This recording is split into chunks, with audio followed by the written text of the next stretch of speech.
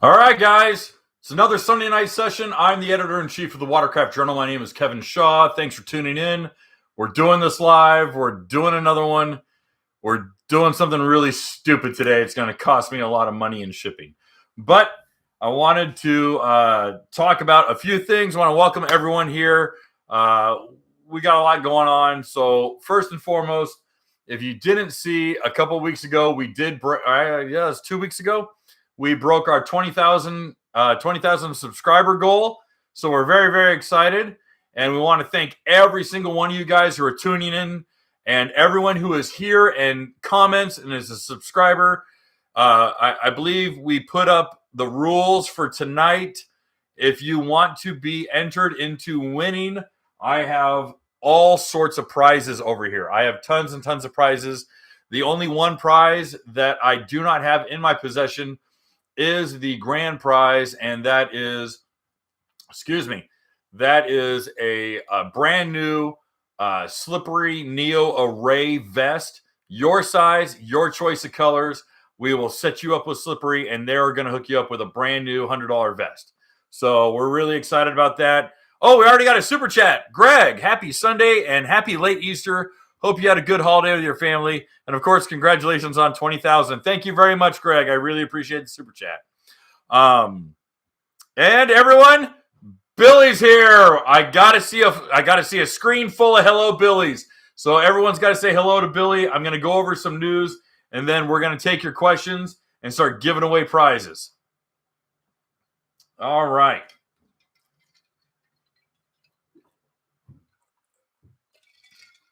Okay. Yeah, I'm drinking a soda. I shouldn't be drinking sodas, but I'm drinking sodas. Okay. Well, we got a few bits of news before I jump into the questions. So we're going to let the questions scroll.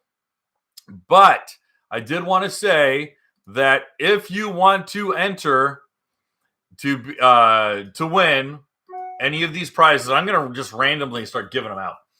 And I'm literally not being selective about this stuff.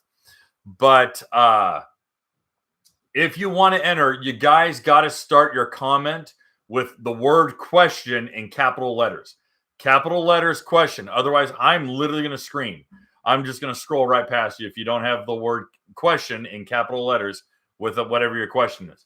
But first and foremost, we have an inquiry into the jersey update.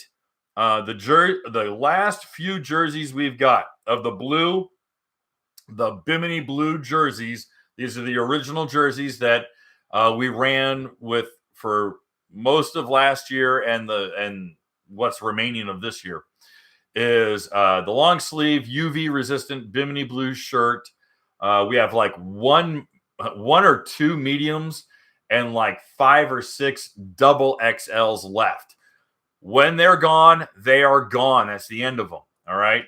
The red ones are literally coming from the printer this week, and we should be able to have some final photography of them, put them up on the store with pricing. I do also have some unfortunate news is that the cost of stainless steel has gone up dramatically in the country, and we tried to cut where we could and tried to save some money where we could. But unfortunately, our auxiliary tank system has had to go up in price. All right. It's going up to $695, but it is a complete bolt-in plug-in system. It is 100% reversible, meaning you don't have to cut anything. You don't have to take an impact driver and take your ski apart. Anyone can take this thing, put it on in about 10, 15 minutes, ride all day, put their ski back on the trailer, and take it off in 10 minutes. It's very, very easy, and it shouldn't take you 10 minutes. I can get that thing on and off, and people have seen me do it in less than 3 minutes. It is that easy. But, again, if it's your first time putting it on, you got to learn. But once you're gotten used to, okay, unplug this, loosen this, yada, yada, yada, you can get it off in 3 minutes. It's super fast. So, unfortunately, the price had to jump up this summer season. when the United States starts producing stainless steel again and we can bring domestic prices down, then we'll drop the price as well. But literally our costs and our hardware has gone, ratcheted up. And we are not charging more for benefit. I'm not making an extra penny off of it. In fact, I'm losing, I think, $10 a sale now. But we just had to adjust those prices. All right, so Jersey update. Let me get my marker out. Okay, so Jersey update. This week, I've been bad on getting some of our bigger videos done, and that's on me. That's literally my fault. And quite frankly, the reason is that I finally hired and am training currently a new editor for our other magazine, which is Mopar Connection Magazine. He's going to be running the day-to-day editor job so that I can start editing video a lot faster, get video out to you guys a lot faster, and start generating more content. So that frees up a little bit of bandwidth for me. So right now I've sorted through and organized a lot of the footage for our Dam Tennessee ride. And I will be editing that this week in between a bunch of other stuff that I got to do for the other magazine, in addition to other stuff I have to do for this magazine. So let me turn the halo light on. I'm sorry, guys. Okay. So unfortunately, if you have been waiting for that, I'm sorry to keep you waiting, but we will be having that coming out pretty soon. In addition to that, we do have another video from Riva coming out in the next couple weeks. That's going to be some exciting stuff. That's really going to affect mainly the small shops, the tuner, the beachside tuner, or the small car garage, like one car garage tuner shop. The smaller shops, there's 100 small shops that are across the country. Some of those guys who are already working with Riva have gotten prototypes of this new software upgrade, and it's pretty damn bitchin'. So quite frankly, it's expected to change a lot of the small shop industry. So that's good news. And that will be another video that I'm editing and will be coming out pretty soon. All right. So one last thing, or actually two last things, which just came to me in the last 2 days, which I thought were hilarious, was Friday, I spent the day with Christopher Stone, who helps us out with some of our social media posting and some content creation. And Chris has a 2020 Ultra 310X, and we were going to spend the day together on Friday doing multiple stages of upgrades on the Stage 1 kit for the K-Speed Stage 1 kit. And every single mod we did, we lost speed. And I was letting him be the test mule. I wasn't going to go out in the water. I was in shoes and socks. I was not in board shorts. I came to wrench, and that was it. I was going to film and I was going to wrench. And that was basically all I was going to do. And we kept losing speed. And I'm like, what the hell's going on with this thing? And he wasn't able to articulate what the ski was doing until finally I said, all right, pull over. I'm getting on this damn thing. I pulled my shoes off, gave him my keys and my wallet, jumped on the ski and railed on it.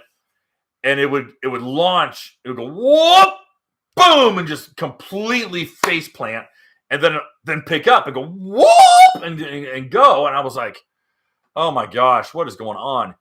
And because it wasn't continual, it wasn't repeating itself through the acceleration curve, I really counted out the fact that it might have been belt slippage. And I'm like, that just feels like the ECU is dropping lines of code. I'm like, what is going on with this thing? And we did it again and again and again. And I'm like, well, is the engine heat soaked? Did that heat soaking would have caused this? And so we finally got a hold of the guys at K-Speed, and they're like, what's the belt tension look like? Has the belt tensioner backed out? What is the quality of the belt? So we had to stop everything. We had to go order a new belt. And for a guy who raced Cowies for years, I'm like, okay, that was a novice error on my end. So to Chris, I want to publicly apologize. I should have known better. So Mea culpa on that one. Last one, which I thought was hilarious, is I just heard from Jason McCush, who's down in Florida, and Jason's always here in the chats, and he's always. What's funny is that we butt heads, but then he's like, we're totally like in sync on a lot of stuff, which is really funny. But Jason came back from a ride today, and he said, "Hey, man, I got to tell you something I thought was really weird." And I said, "What's that?" And he goes, "Well, I had sent him a handful of stickers because he was like, 'Hey, I go on all these group rides. I want to hand out stickers.' I said, 'By all means.' So I sent him a big stack of stickers to hand out. Doesn't cost me anything." So he comes back and he says, "I got to tell you, I got a lot of these guys coming up to me and going, 'So did the Watercraft Journal tune your ski?'" And Jason's been building skis since the 90s. All right. He's no dummy. he's been sending me pictures of his stuff for a while now. And I'm like, dude, wait, who's saying this? And he's like, a bunch of people came up to me and said it.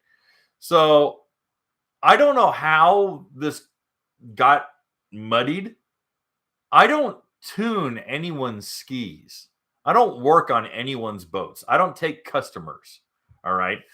There's no handful of jet skis in my garage that I do work for other people. All right. Greg Gaddis does that. Green Hulk does that.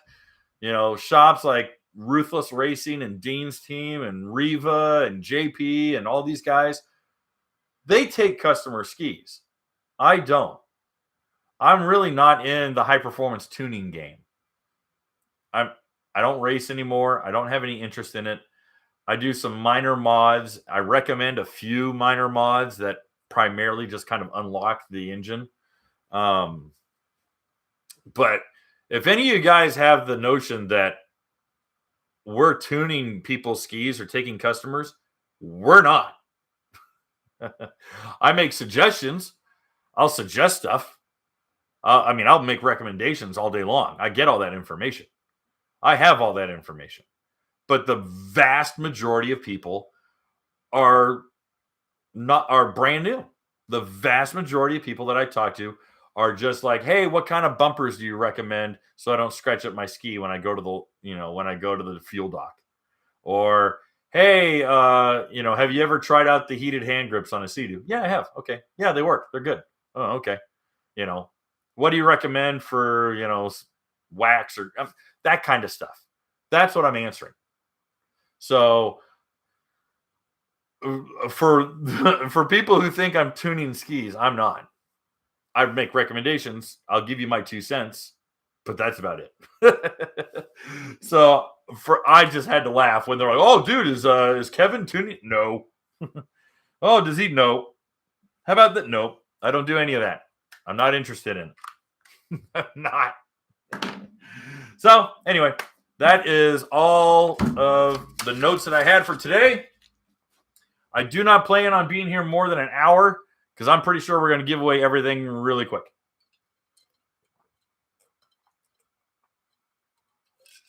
All right. Let's scroll up and start looking at questions.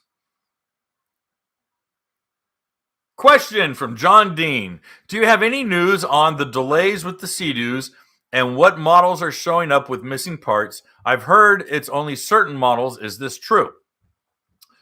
My understanding is, well, first, I don't have any hard evidence. They're not going to tell the media, "Okay, Kevin, we're behind by 10% and we're cutting this production run." And they're not going to tell me. They're not going to tell me that. They don't want me to know that stuff because I talk about it and it makes them look bad. But what I have heard is all the skis are being hit the hardest are the units that are ordered with the tech package, who have the large, 7.5-inch screen, the GPS screen. Primarily because ECUs are behind, dashes are behind, control modules are behind. Heavy duty electronics are simply not being able to show up from overseas. And they're made overseas. They're not made in Mexico. They show up in Mexico and get installed. So, well, the factories in Mexico. And my Australian friends keep sending me updates that Taiwan, even though U.S. media apparently does not want to talk about it because reasons, there is, from what I have been told and what I've been shown by Australian media, that there is a naval blockade by China around Taiwan, Taiwan, and all the, I was going to say Thailand, and it didn't make sense, but Taiwan, and they're basically halting or slowing any sort of shipping out of Taiwan to the U.S. So effectively, that's an act of war, but we're not going to go to war against China because of reasons. So anyways, I do not have ETAs. I do not have hard model lines. Yamaha, I know the FXs were hit the hardest, and then the supercharged units were hit the hardest. A lot of naturally aspirated VXs got out. EXs were not harmed. EXs and jet blasters were not reduced. There was a dealership going around saying that the EX line was no joke. Honestly, guys, I don't know what dealership it was, so I can't really like blast anyone, and I don't really blast anyone. But I had 2 or 3 people come and say to me, they go, "Hey, my dealer said that Yamaha is like freezing all EX production." So I reached out to Yamaha and I said, "Hey," and I sent them screenshots. And I said, "Hey guys, is something going on with the EXs? And if so, how will this affect jet blasters?" And I immediately got an email back, and they go, "Hey, let me contact the brass and see what's up." So I immediately got a response. And then within like a half an hour or 45 minutes, it said, "Absolutely untrue. Not happening. EXs are in full swing. Blasters are in full swing. VXs are in full swing. We're having some delays with the SVHOs, and we're having some delays with the FXs. But we're looking at fulfilling all of our promises to our dealers. Come hell or high water, we're gonna claw our way across this minefield, and we're gonna get the job done." I was like, "Hey, bitchin'. All right, glad to hear it." It means delays, and it means they're probably going to take it in the shorts. But Yamaha is really trying to, claw their way through this. So, it's not good news, but it's good news. So, it's not great news, but it's good news. Okay. So I hope that helps you. And you know what? Hey, I should probably go look at all these questions. You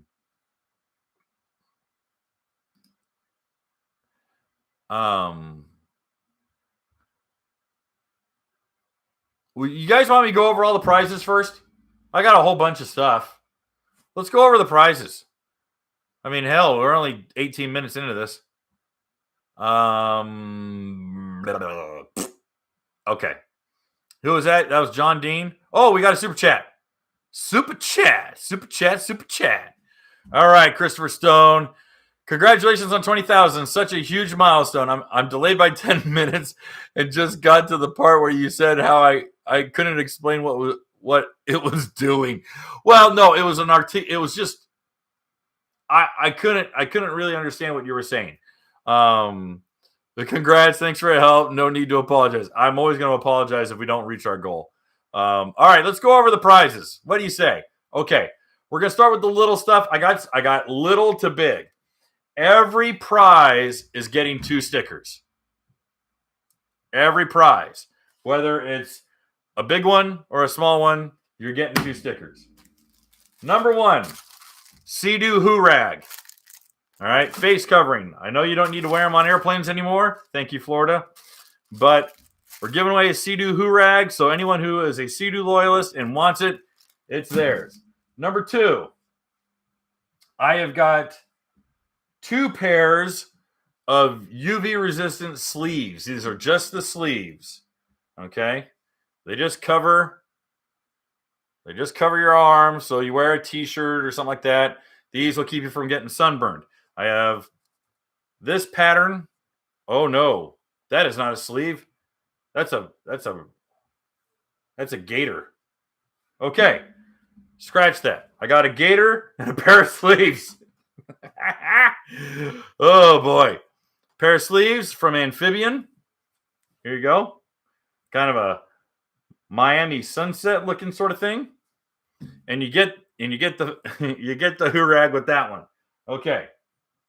Then I've got another pair of sleeves that are mixed matched with a koozie.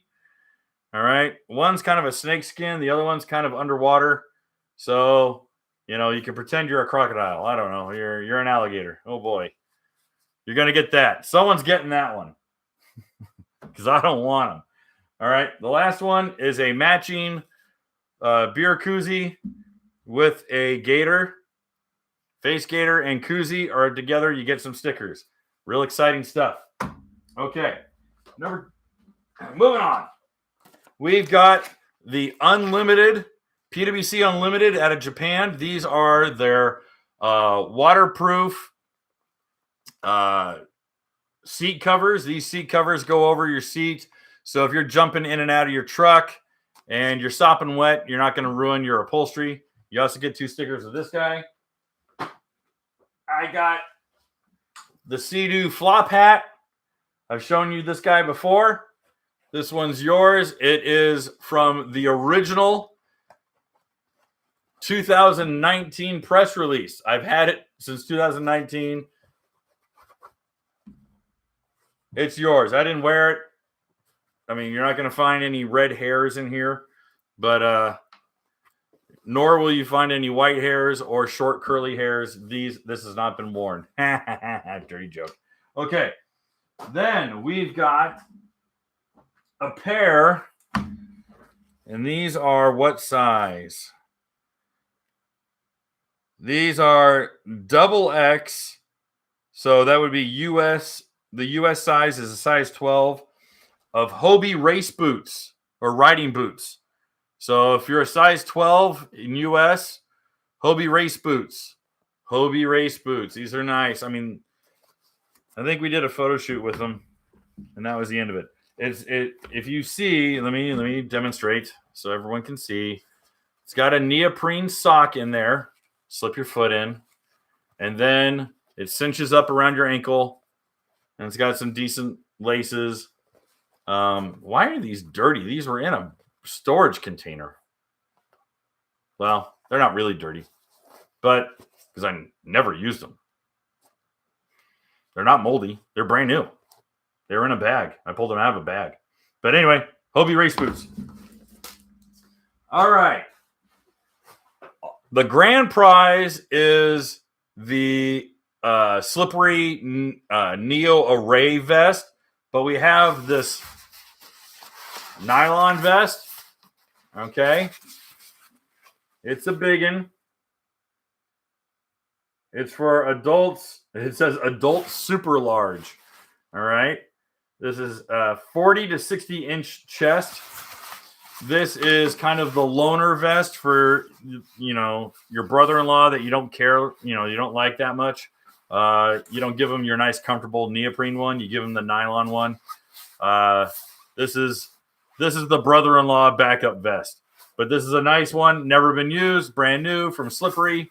I think these are retail for like $45 or $50. But we're giving away this one. That's a good spare to have. Then we're getting into the top 3. Top 3. Here's third place. Bronze winner. We've got a brand new in the bag HT Moto HydroTurf backpack. Really good backpack. It has the laptop pocket in there. So, the back pocket, the backrest. I believe this is an OGO brand, OGIO. OGO, is that how you pronounce it? OGO brand backpack. I have one. I use one. I fly with it. It's great. It does hold my laptop in it. It's got a good pocket for for your phone with a charging cord. So this one's really trick. I actually really, really like these. I swear by these guys. All right. Then, second place. You already know what the grand prize is. I can't present it here. I don't have it here with me. We will be in communication with the winner of that. But I can't believe it, but Strapino stepped up again. But check it out. Strapino, I'm gonna show you what's in this one. These are the same set that I have on my trailer with the quick release button.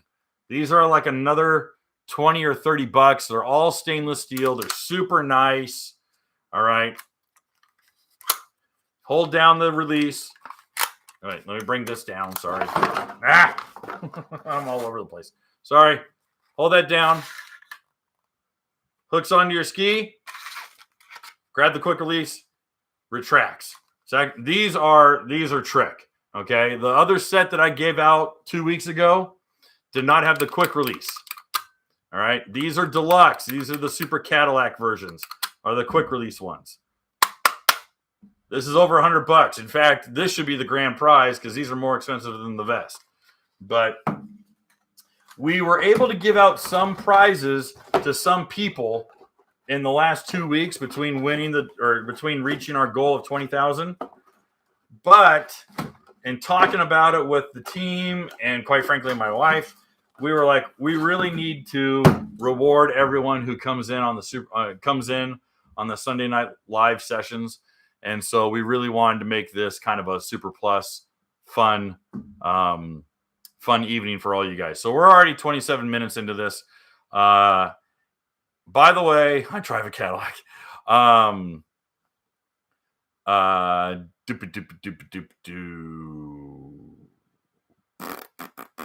Okay, grand prize is going to be the slippery vest. And I think that's it. So, Dean, for your question, if Dean is here, oh, by the way, you must email me info@watercraftjournal.com. Info@watercraftjournal.com. I will type that right now. Info@watercraftjournal.com. Email me your information. Email me your information, and I'll make sure to mail it to you. We already gave away the sand docker, guys. We gave away the sand docker already. And we got you guys a 10% off discount from Sand Docker. So if you didn't win, you can still buy from Sand Docker. But we did give away the Sand Docker. Look at you. Multitasking here. Watercraft Journal and Msrp in the Bruins game. That's awesome. That was the murder anchor. We gave away the murder anchor. Did I not give away the Sand Docker? Holy crap, I didn't give away the Sand Docker. Okay. Sand Docker. Let me write that down. We got to give away a Sand Docker too. Holy crap, guys. I am sorry. I thought for sure we gave away the Sand Docker. I am getting old. Yeah, no joke. Sand Docker and slippery vest. Okay, here we go. I'm going to find a question for the Sea-Doo Hoorag. Sea-Doo Hoorag. Let's select a random question.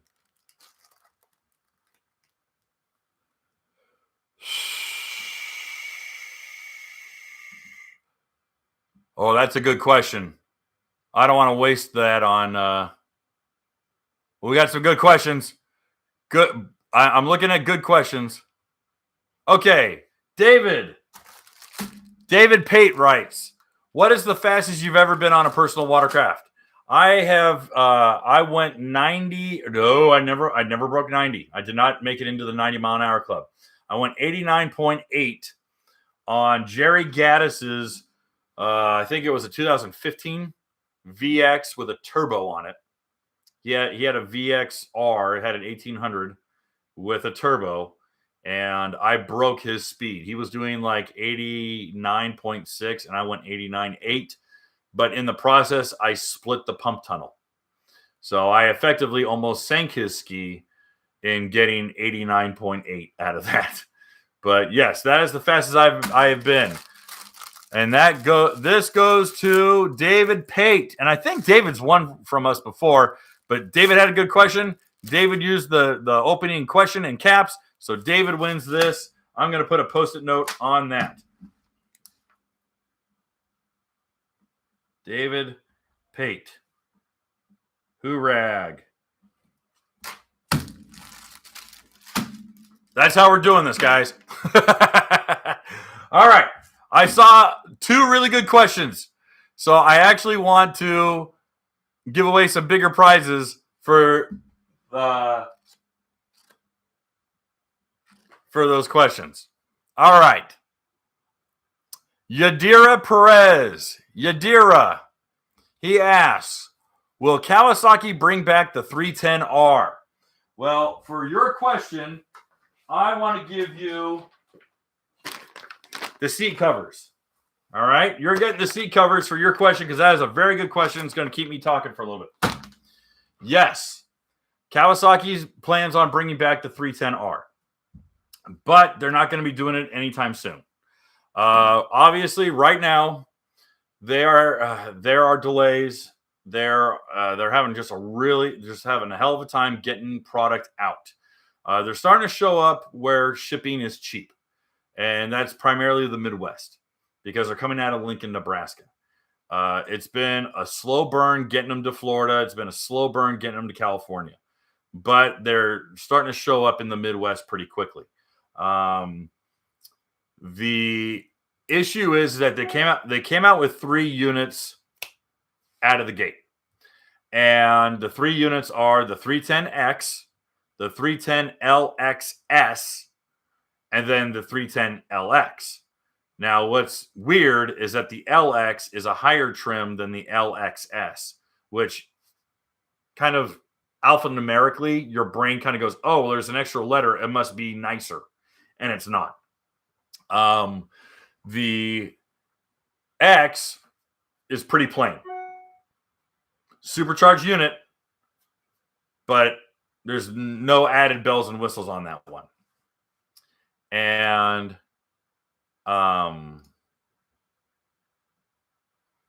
that's weird. Okay. David already sent me his contact.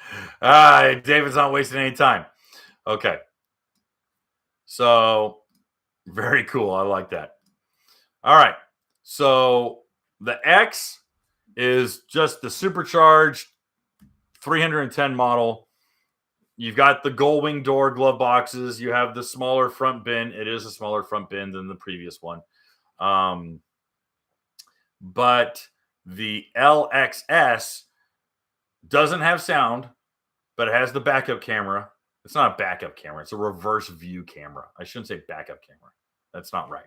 It's a reverse view camera. That's good for if you're towing a raft or a wakeboarder. If you're, God forbid, towing a friend back and got a ski behind you, you can look on your screen and see how he's doing without swiveling your head all the way back around. It also has the versatile deck extension on the back of the deck, so you can put a rack or extra fuel or a bunch of other storage things and, compete with Link. And then you go to the LX. LX has Jet Sounds, the 4-speaker. So it's a Jet Sounds 4S. 2 down here and 2 smaller ones up at the top. It's got the windscreen diffuser on the front. It's got the deck extension. It's got the rear view camera. It's got the USB port, the plug in there to charge. And it's got just a few more bells and whistles. Oh, it's got the adjustable seat that slides back and forth. So it's a very plush unit. What about the R? Well, the R, and I won't say whether it's a 310 or a 330 or a 350 or a 400 or whatever, because they haven't confirmed if there's going to be any sort of horsepower gain. I kind of doubt it. But the R is happening. But the R is probably going to be a 2 or 3 year out addition. It's going to be something that once the shine comes off of the 2 or 3 new skis and people go, oh, okay, well, I like this color, and oh, that one's a different, oh, that's Cowie green, and what other colors they got here, and blah, blah, blah. Then once the air kind of comes out of the balloon a little bit, there you go, and here's the R. And the R is going to be bitching, and the R is going to be this, and the R is going to have track times, and it's going to have motorcycle tech, and it's going to have, tricky handlebars, and it's going to do XYZ and foot wedges and all that kind of jazz. There's a lot that could very well happen with the R. I've done a longer video on the R and what it could be. And it got a lot of people really excited, and they were like, I was going to buy a 310, but now I want to wait. And I'm like, don't wait. Because it might be 2 years out. It might be 4 years out. It might be a while. My understanding is that it got pushed back minimum a year, if not 2. So we're seeing 22 models. I would not expect it before 24. That's my safe bet. I hope that answers your question. Thank you again, Yadira. Please email me info@watercraftjournal.com to win or to collect your prizes. By the way, if you guys don't email me, I'm going to give away your prize the very next week because I want to get rid of these. All right, we got 3 super chats coming in. And okay, Chris, please. Okay. Stony, do you recommend a trickle charger if I go 2 to 3 weeks in between using my ski in the summer? No. Or is it overkill? Yes. By the way, congratulations on 20K. Thank you. Always appreciate the content. You're welcome. Stony, you win this very exciting pair of sleeves and the gator. Email me. You're getting this stuff. And thank you for the super chat. You're also getting a pair of stickers. Every prize winner gets stickers. All right. Stony, these are yours. Let me write this down. And Stony, I think you've actually won from us before, but you're still getting them. It says Stony on it. All right. Oh, and I should probably write Yadira on this one. Uh-oh. I can't find your comment anymore. Crap, what happened? Ah! A whole bunch of questions just disappeared. I'm trying to scroll to the top, and now they're gone.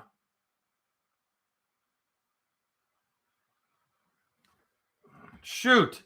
All right, there's a lot of people who had questions that I can no longer access. This sucks. All right. I want to get to the super chats, but now I'm losing other questions. Atlas, did I win? No.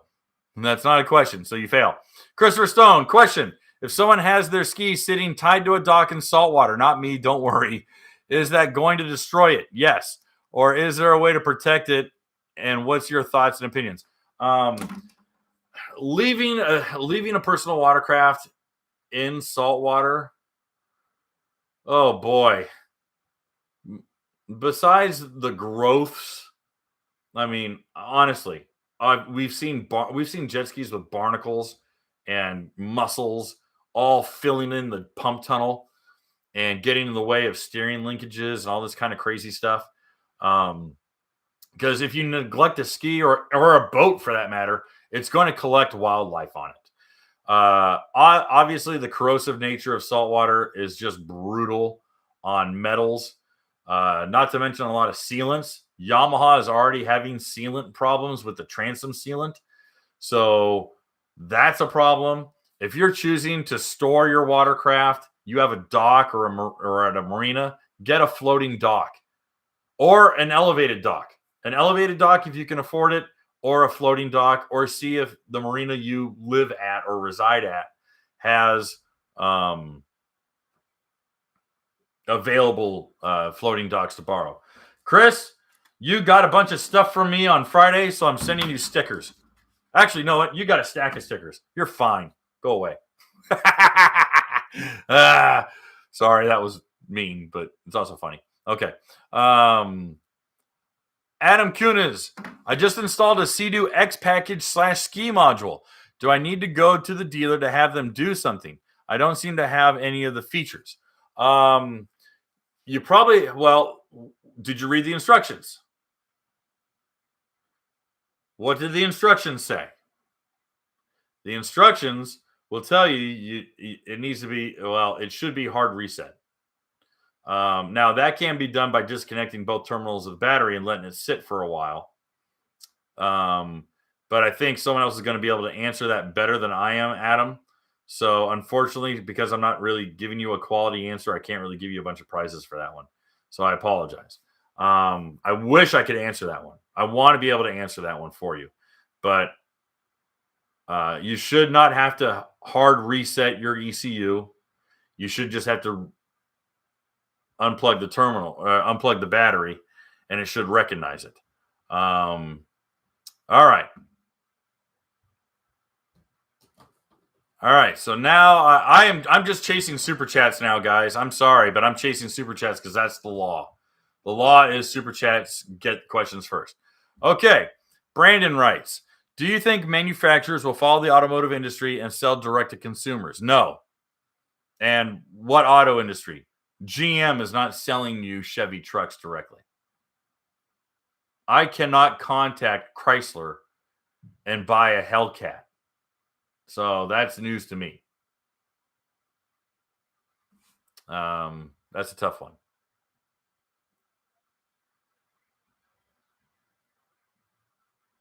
Okay, let's find more super chats. Stony, got Stonies. Good. Let's keep going here.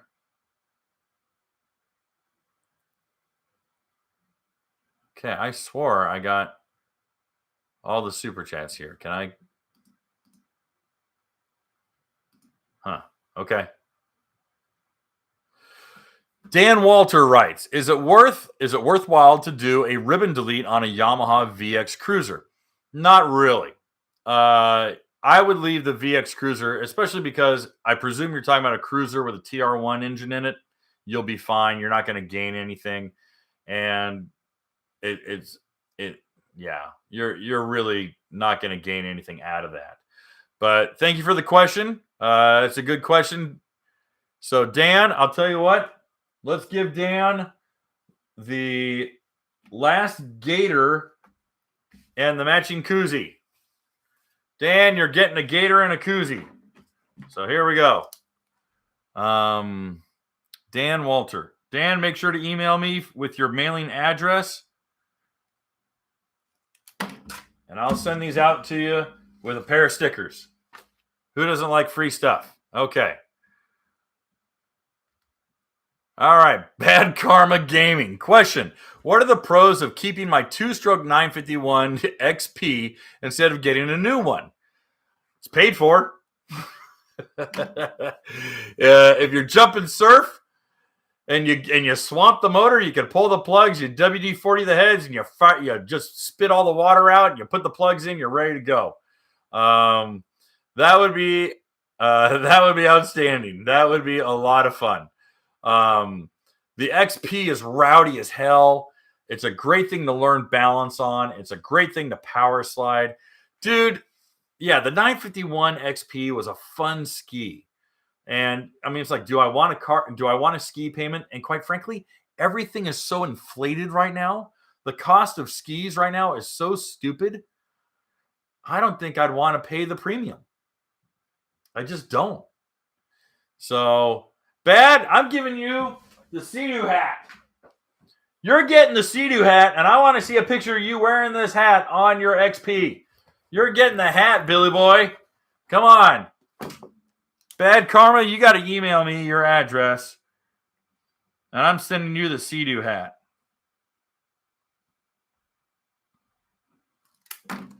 I'm just making a stack and I'm giving it away. It's Crazy Kevin's dealership. I can't keep things in stock. All right. Boy, we're going through the list, aren't we? All right, let's get a really good question here. I want to find a really good question. All right, let me scroll up and see what I can find. Ah, damn it. I have lost half of these. Okay, let's do. Oh, good. All right. Jeffrey, the answer is never, at least for a long, long time. Montreux didn't write the word question in caps. I'm going to skip you over.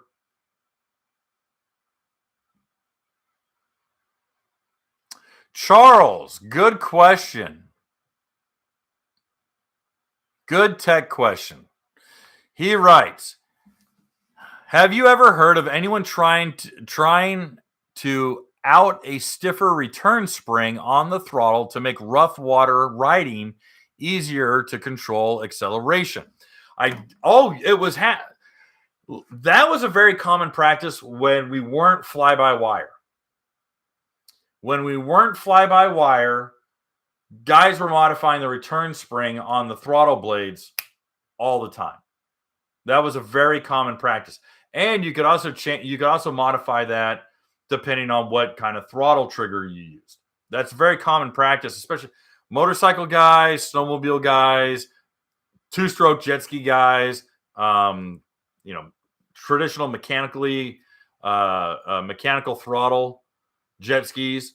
You could tweak with that because you're getting a sharper response, or it wasn't so flighty, because you could blip it and go whoop and it will open right up and you're like, oh man, I don't want that at all. So a little bit more resistance, or you have a sharper curve to it. The problem is right now, and this is why I like your question so much, Charles, and the reason why I don't recommend it, I don't recommend messing with the return spring that's on the throttle body is or on the trigger itself, is that the engine is calibrated to that rate. All right. And a lot of times, I know Sea-Doo talked about it ad nauseum at one of the press releases or press introductions, I should say, is they calibrate that tension intentionally so that they know the rising rate of throttle in conjunction with the ECU curve. And the minute you put a mechanical change in there, you're going to throw off the whole tune. Now, it might be something that Riva or another really qualified tuner could do, but Riva, in my view, has been without a doubt the most researched, most nuanced tuner there is, because they have a dyno cell, and so they can adjust a lot of different parameters, and more often than not, they're changing throttle response in the actual tune.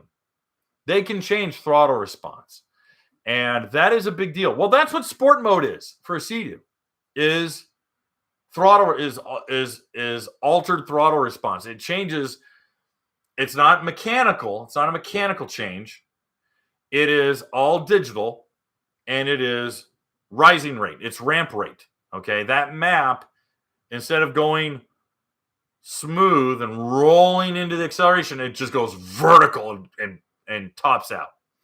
And so they're changing throttle response, and like a carburetor would, if you're a carburetor or a throttle body injection system, you would talk about pump shot.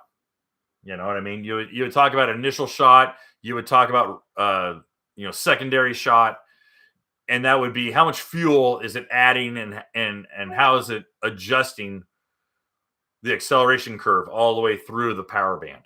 So to answer your question, as convoluted and muddy as I have, which is not great, but they don't want you don't want to mess with the mechanical tension spring either in the trigger or in the throttle body itself, because you're now adding a mechanical change to an electric or a digital solution. So I hope that helps. Charles Price, what should I give you? I really liked your question. I really did. Okay, here's the problem. The shoe thing. I want to give away these stinking shoes. No, they don't stink. But I want to give away these Hobie riding boots. But I don't want to give I don't want to give the boots to someone who wears a size 8. You know what I mean? They're a size 12. I wear a size 11, so they don't even fit me. So I don't want to give Charles the boots. I'm going to give him the boot. But I'll tell you what, Charles. I'm going to give you this slippery vest. Let's give you the slippery vest. This is the good, I call it the brother-in-law vest. This is the vest that you give to your guest, or your friend that you're taking out. So Charles, I'm going to give you this vest. You can wear it yourself, or you can save it for company, or you can sell it, or I don't care. It's yours. All right. Charles Price, email me your address. And you get the slippery vest. Okay. Let's find an easy question to give away the last pair of sleeves and a koozie. And then we got some big stuff. All right.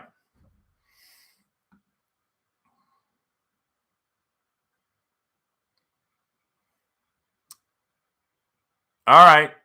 Montro Maximo, you're getting these for your question. Montro asked, have you ever noticed that the 2022 GP 1800R has so much change from the 2021? Well, yes. We covered extensively the changes made from, oh, wait a minute. I'm thinking 20 to 21. So, yeah, there's very little changes from 2021 to 2022. The changes are colors. So, it's really not a big change. In fact, I'm going to pull up the article on the 2022 lineup, or 2021 Yamaha lineup, because that was such a big deal.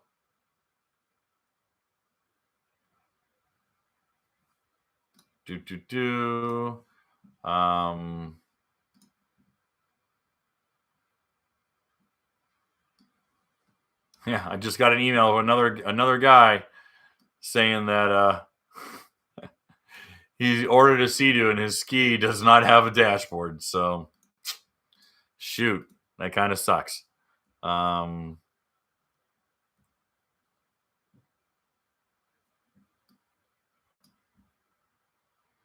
All right, we're getting people who won are sending their emails in. Good.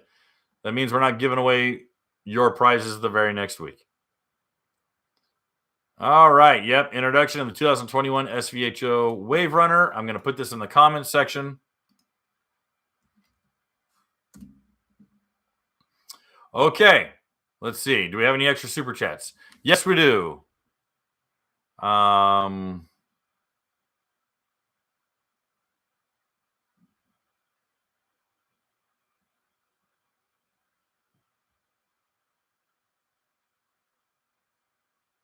Oh, that's a good question, Adam.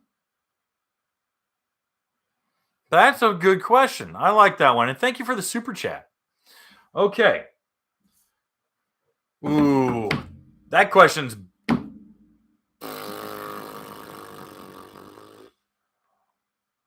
Darn it.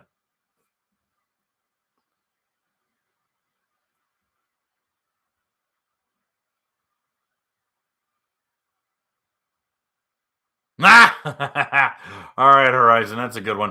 All right, I'm going to answer Horizon's first. Okay. Horizon asks, how did a mechanically minded individual like yourself end up in journalism? Most people would say I'm not much of a journalist. Especially most of the manufacturers would say I'm not much of a journalist, but an opinionated asshole.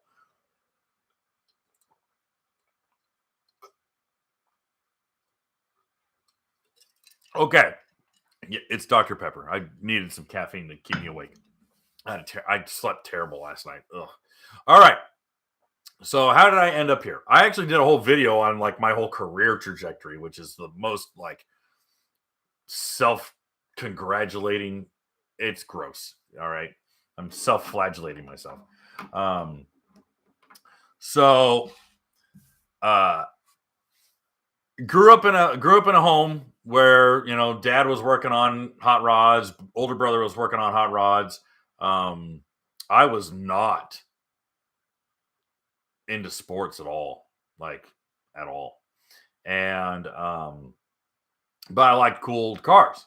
And we grew up with jet skis and ATCs and quads. And dad had a cool dune buggy. He had an old Volkswagen dune buggy, 4-seater with a Porsche, a flat air cooled Porsche motor, you know, an old Carrera Porsche motor in it. And we just kind of all messed around with stuff like that. Well, I started finding that first, I had no idea what I wanted to do as a career. I mean, I was 20 years old and 22 years old and picking my nose. I was like, what am I going to do? So I was going to junior college and in Huntington Beach, California, a place called Golden West, which was like the running joke for us in high school. It's like, oh yeah, if you're a total dropout flunky, you end up going to Golden West. So I was a terrible student and going to Golden West, and I had some really cool writing classes, English classes, great teachers, just fun, cute girls, and cuter girls in English class than math. So I liked the English classes, and I started taking more and more English classes, and I was like, well, this kind of fits. This is kind of fun, and I like talking about this stuff. And then I transferred to Cal State Long Beach, was a total party school. I mean, dude, our baseball team's named the Dirt Bags. The Long Beach, the Cal State Long Beach Dirt Bags is the name of the baseball team. Anyway, so yeah, I was going to Cal State Long Beach and just goofing off, and again, just taking like English classes and some other stuff. And I always liked U.S. history, and I always liked, and I liked the writing part of stuff.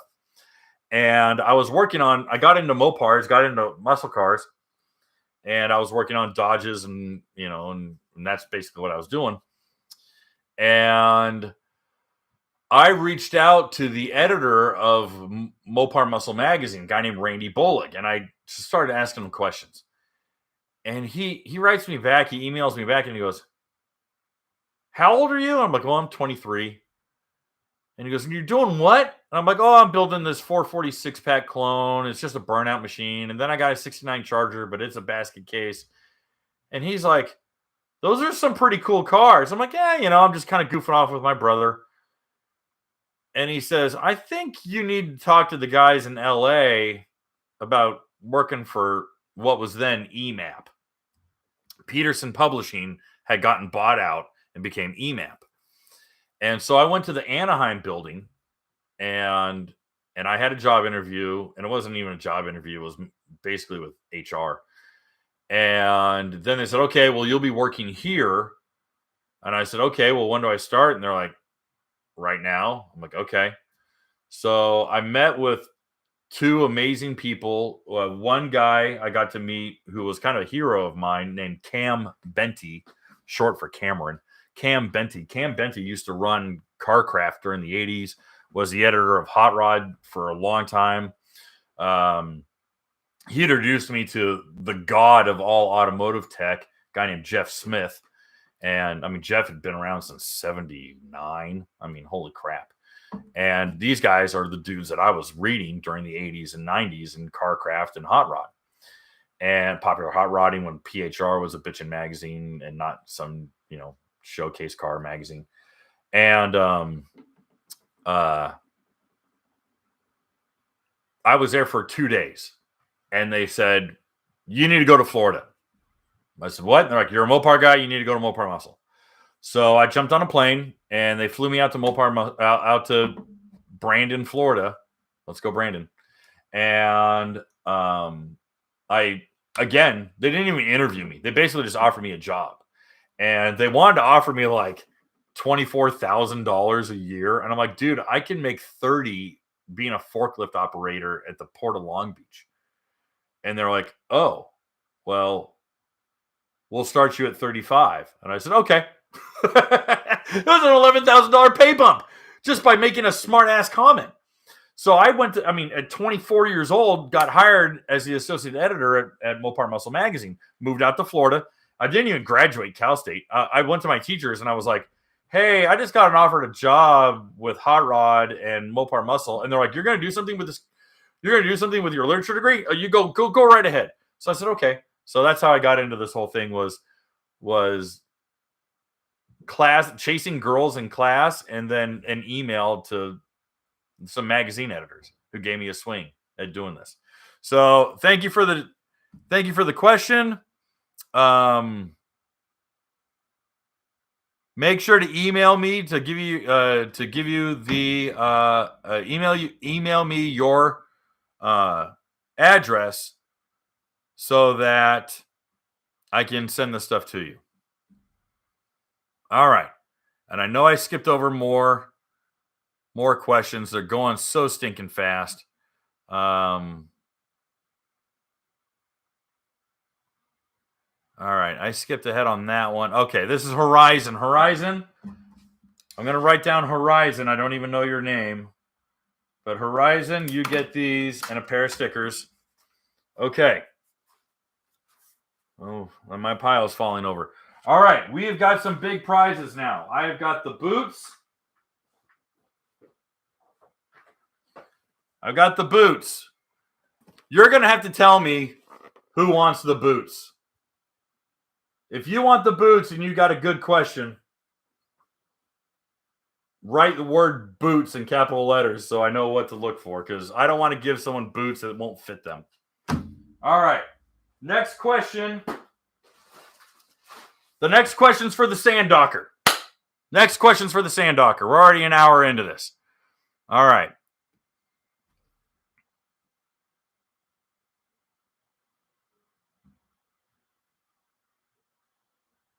Okay, Adam, I like your question so much, you're getting the sand docker for this one. Adam Kunis writes, do you believe that manufacturers should hold dealers more responsible for bad information given and also overinflating new ski prices?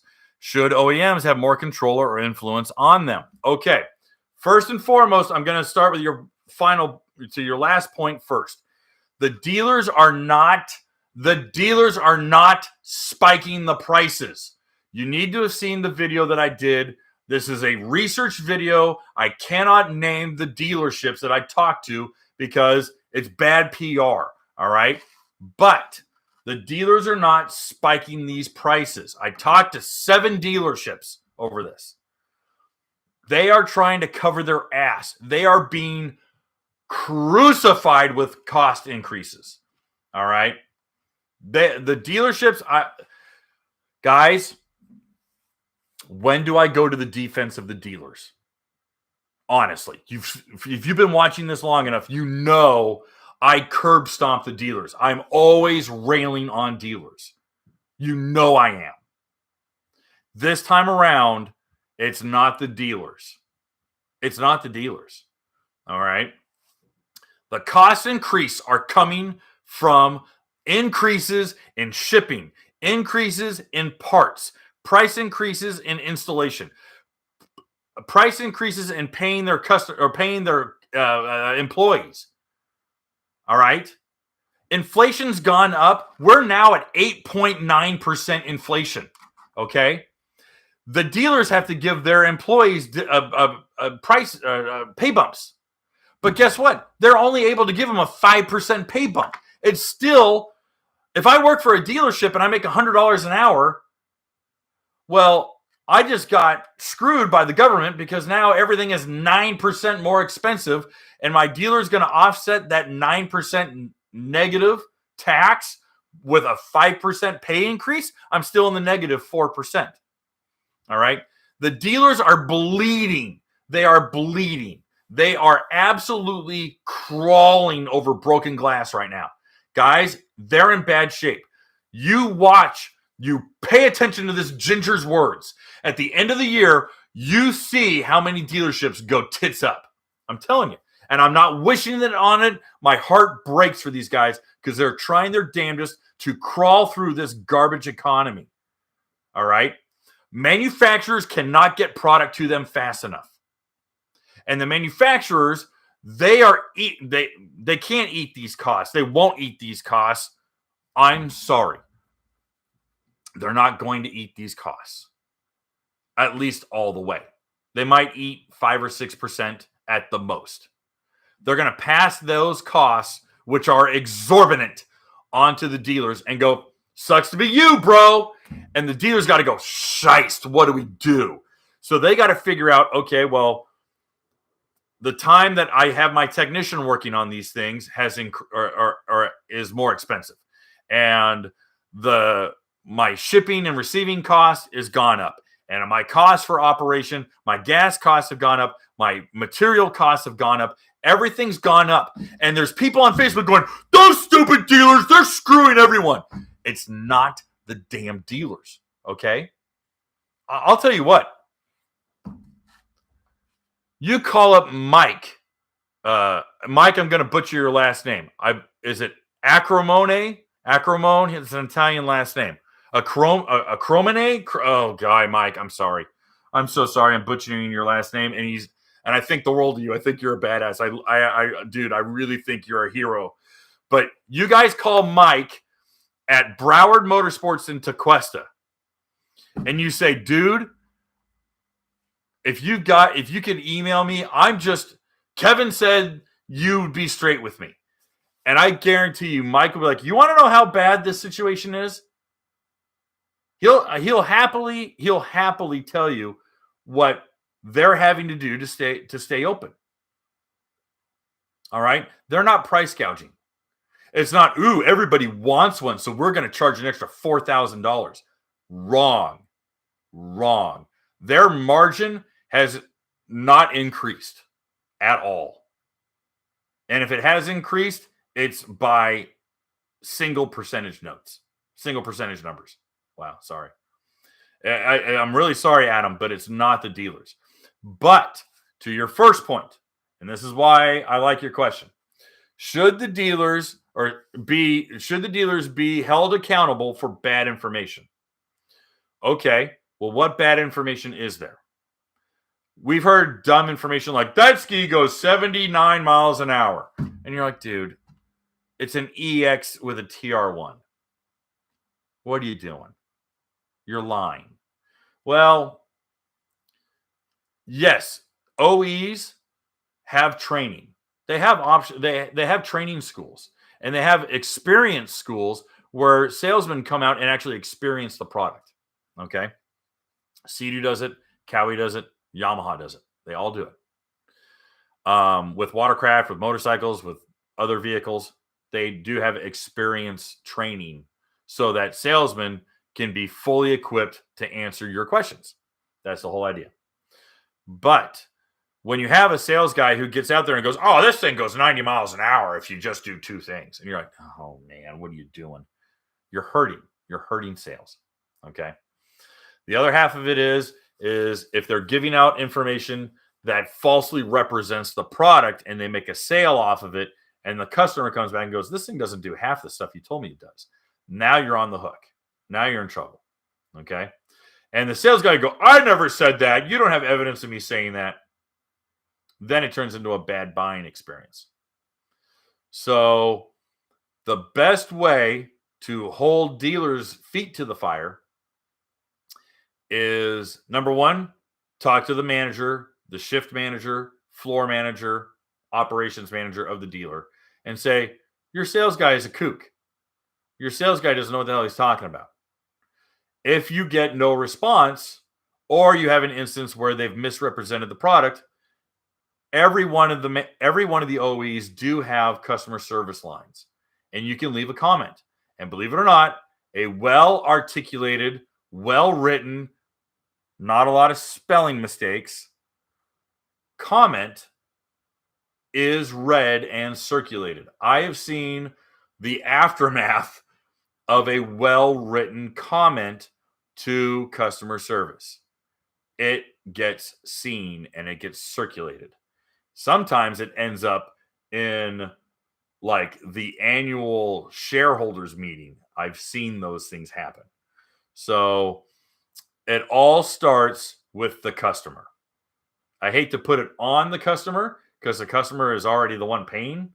But in this instance, if you want to affect change, you need to be that ignition. You need to be that spark.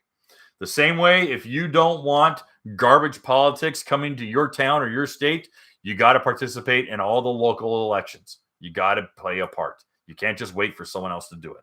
Okay, Adam, I want to give you a prize that... Oh, you're getting a sand docker. Adam gets a sand docker. Adam, please email me your address. You are getting the sand docker anchor with the strap and the mounting brackets. You're getting the Big Daddy sand docker. Thank you for your question. I know you did a couple of questions. Okay. We have the boots. If anyone wants the boots, I'm going to look at questions. All right. Who says boots? Anyone? Boots, boots, boots?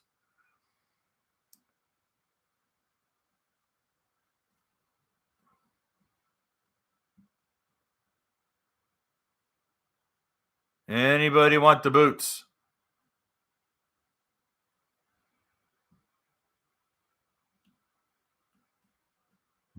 Breathe, Kevin, breathe. I'm trying to get this thing done, dude. I got 20 more minutes. All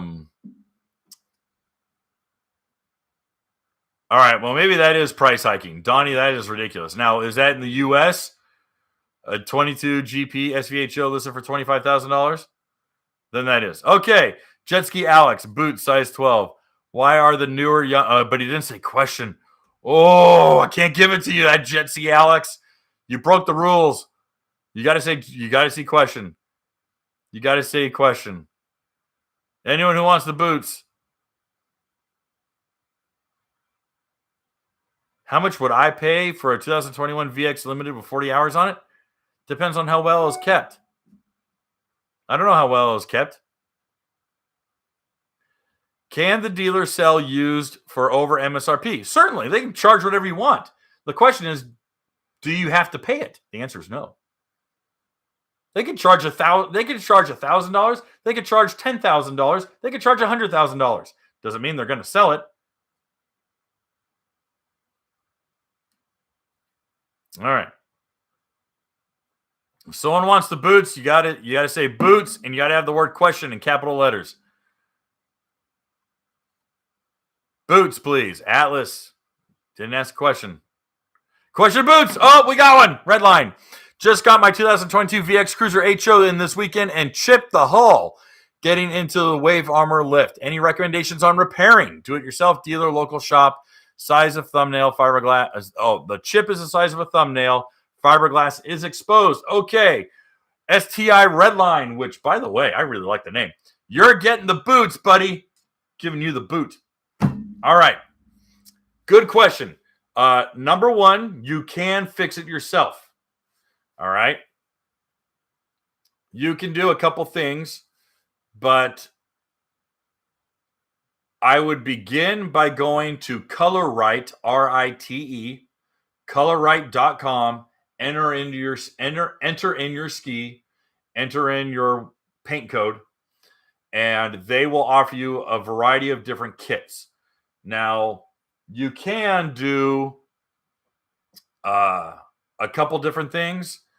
I don't like painting over the fiberglass, but if you're seeing raw fiberglass, ugh, yikes. But if it's just black, you can paint and just layer it and layer it and layer it. What you would do is you want to bevel. You want to bevel the edges because it's going to be kind of sharp edges, jagged edges. You can bevel those edges with just some, 200 grit sandpaper and just kind of slowly bevel it. Spend some time beveling it, and then start layering the paint. And it's going to look like crap for like the 5 or 6 times. It's going to look terrible. All right. And there's lots of different kinds of ways that they sell the paint. They can sell the paint in a little nail polish bottle. They sell paint in small pints and quarts and, however much you need. They actually have a spray can version, but dude, it's hard to blend that. It's not going to look good. I really don't recommend it. Now, the best that we've done, that I've done, and a buddy of mine have done, is that we started layering it. And what's nice is that it's a three-part. It's a three-part paint. So there's a base layer, and then there is a color layer and a clear. So you're going to fill in with primer. You're going to paint it with color. You're going to layer it, and then you worry about clear later. But what we did was that we filled in with the filler primer as best as we could. We began layering it with color paint. Then we took that, and then the paint was in. We had a little pint of it, and then we put it into an airbrush, and we started to fade and blend into the nice parts. And we tried to blend it in, sand it, wet sand it, blend it in, wet sand it, and then we cleared over it, and then we polished over the clear, and it was really, really close. And it was on the deck. It wasn't on the hull. So, and then we put new decals on it, and you could barely tell. So that's the best suggestion I can give you. STI, please email me. You are getting the boots. STI Redline. Getting the boot. All right. Very cool. And I just dropped my Post-it note. Here we go. I'm going to be sending hundreds of dollars worth of stuff. All right. Next question is getting the backpack.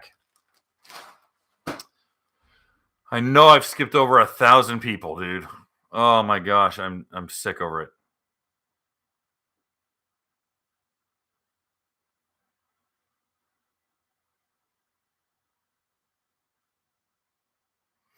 Montro, there's no changes between the 21 and 22 GPs besides colors.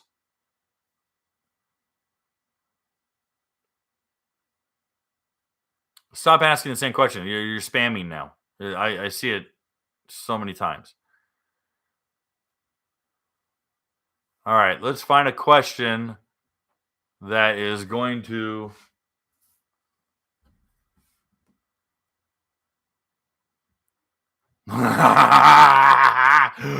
Oh, that's fun.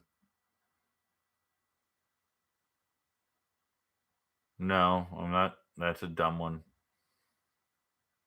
Okay.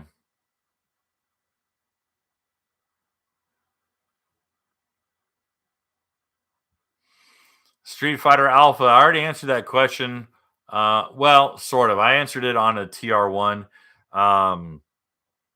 Ribbon delete on the SVHO is going to render the best results because you're pulling in so much more air, and it's boosted. HO, you're not going to see a mile an hour gain. Question: what are the best bumpers for a Kawasaki?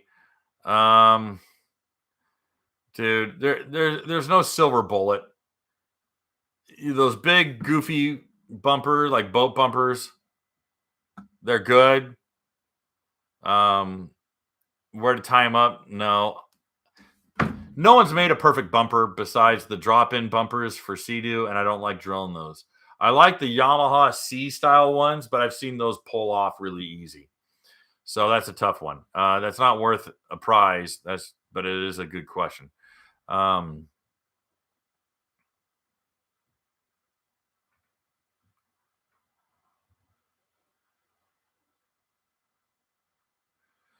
No, skipping that one. About to ban you, dude. Jeez.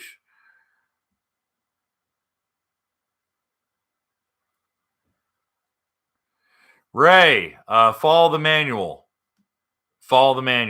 Whatever your ski manual says, follow the manual to the T.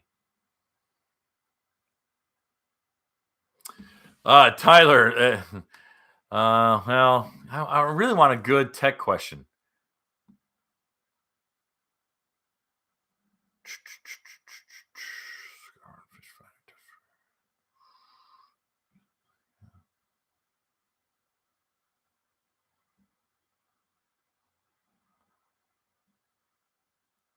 question. Just restating.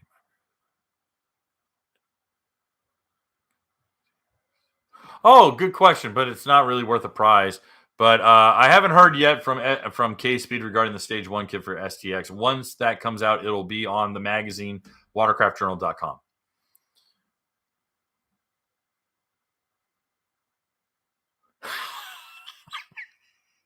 Eric. Hey, listen, let's plan a route, dude. I'll come down in a heartbeat. Steven, please pick me for the backpack. No, not capital letters. Sent above 2 times. Well, sorry, I don't see it.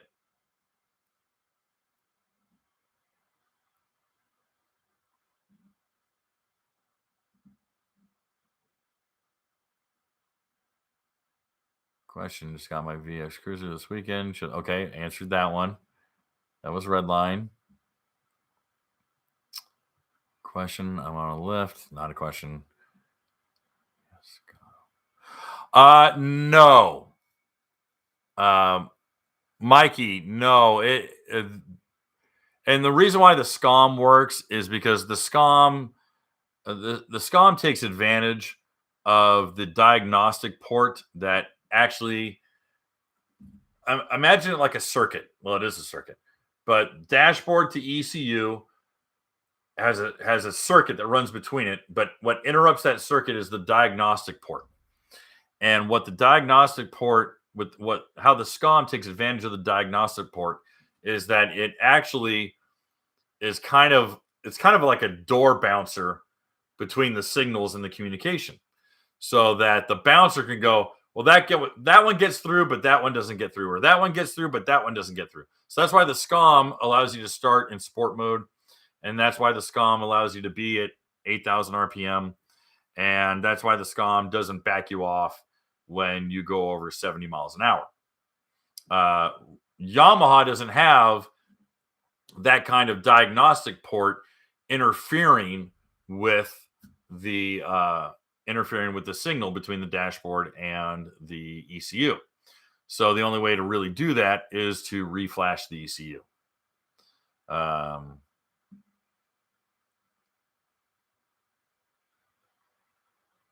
Raphael, it's too soon to know about the Ultra 310 if there's any problems right now. I don't know the world record for that off the top of my head.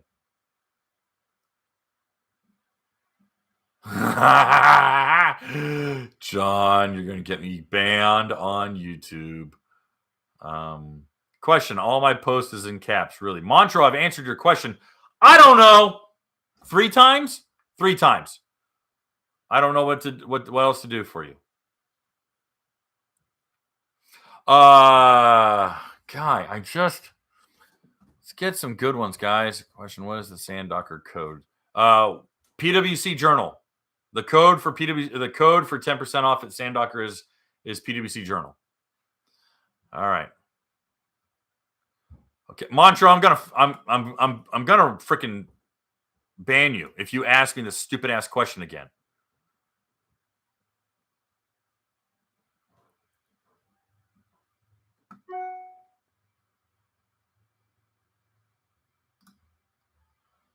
All right.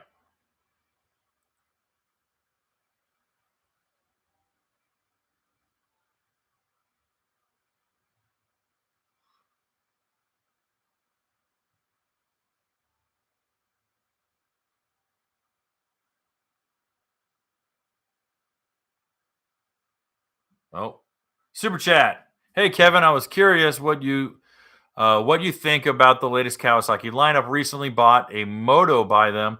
Got new respect for them. I haven't been on the new skis. One of the guys who got one of the first ones actually wants to write for the magazine. I got to get back to him. He's been very diligent about reaching out to me, and I've been a total jerk about answering my emails because I've been so busy the whole last week. But the hull's the same, powertrain's the same, engine management is improved, center of gravity is lower, which is even better. Ergonomics is even better. So I'm really excited for the new units. I go out to I go out to Lake Powell next week, first week of May. Yeah, on the 4th. And I'm going to be test riding the new skis on the 4th, May 4th. May the 4th be with you. Okay. All right, let's find some questions. We've got 3 big prizes to give out, and I'm being picky about the questions I get. Do I plan on riding in Canada? No.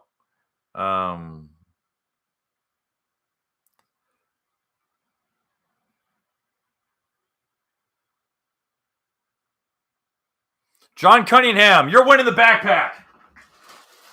John Cunningham, got a good tech question.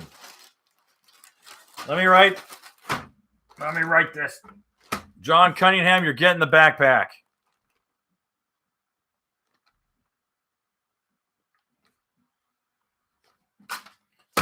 And let's read John's question. John writes, question, does Yamaha and Kawasaki have a cylinder coating like Sea-Doo, or are they sleeves? Yes, they are ductile iron sleeves. Yamaha and Kawasaki both run ductile iron sleeves. These are heat-treated, special tempered sleeves that are pressed into an aluminum block. All right? These are typically hotter. Most motorcycle enthusiasts say that they do not dissipate heat as well as a coated sleeve does. But the motorcycle enthusiasts who are referencing this are doing so in consideration that they are running Nikasil, Nikasil, Nikasil coated cylinders, excuse me. And Nikasil is a proprietary blend of a high nickel coating that is, I believe it's electroplated. It might be plasma coated, but I think it's electroplated onto the aluminum cylinders.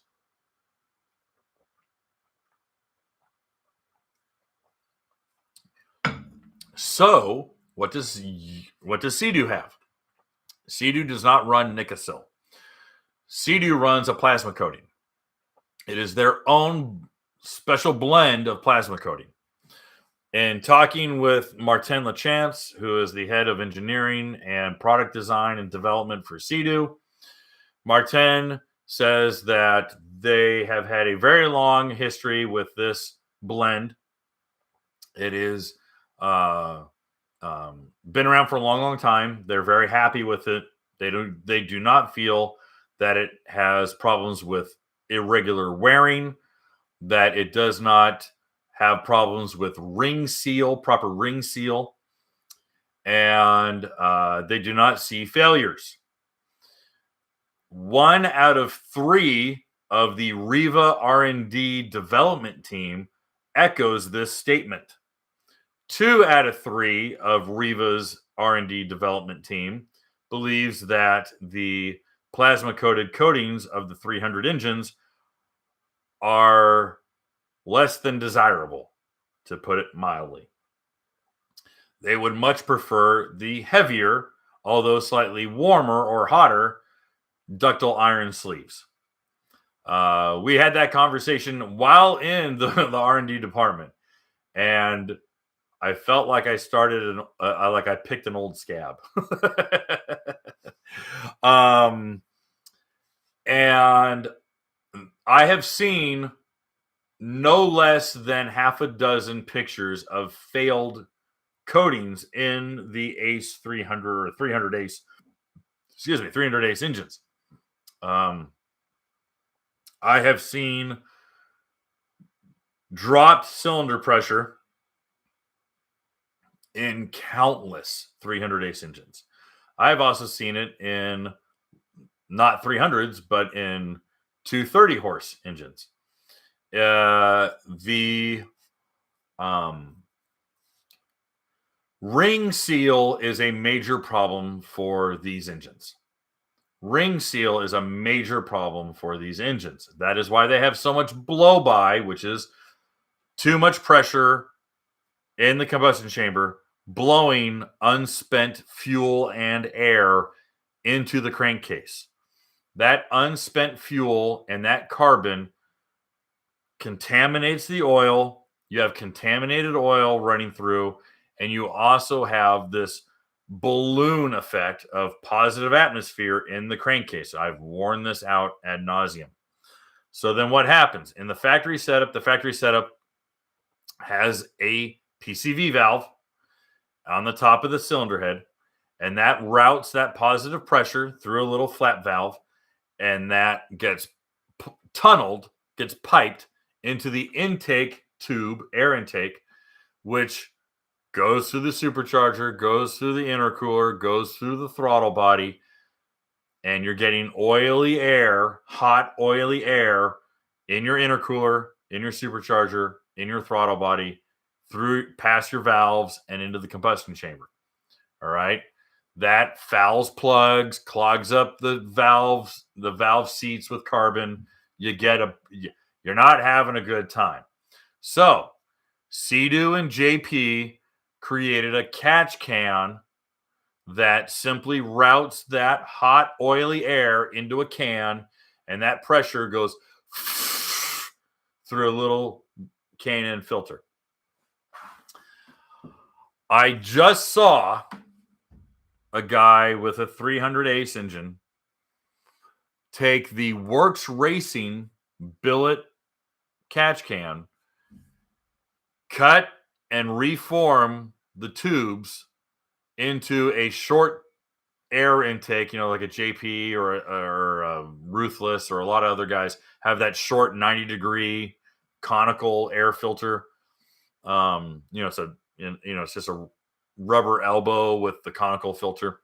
He plumbed the catch can into that conical filter so that it's pulling atmosphere. It's pulling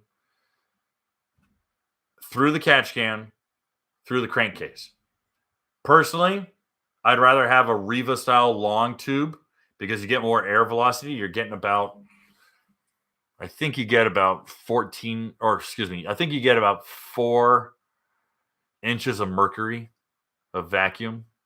I want to say 4. I might be going too high, but I believe you have about 4 inches of mercury, which is just vacuum, pulling through the air tube. So you can modify, I can safely say that you can modify a Works catch can to be the best operational catch can. And why is it important to have negative atmosphere in the crankcase? Why is it important to have suction in the crankcase? Because suction, vacuum, for proper term, vacuum, actually helps pull and seat the rings on the piston. Here's a piston. It's got rings that go around it. And that vacuum from the underside goes and sucks out and pulls out those scraper rings. And so you get better sealing in the cylinder. Thank you again for your question. John Cunningham is getting the backpack. Here's the next one. Woo! We're over a minute. We're over an hour and a half. Damn it. All right, let's find a good one. Let's find a really good question for our Strapinos. All right. Oh, Billy's right. Oh!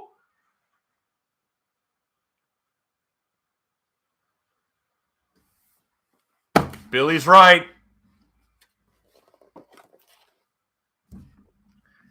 PC is getting the Strapinos.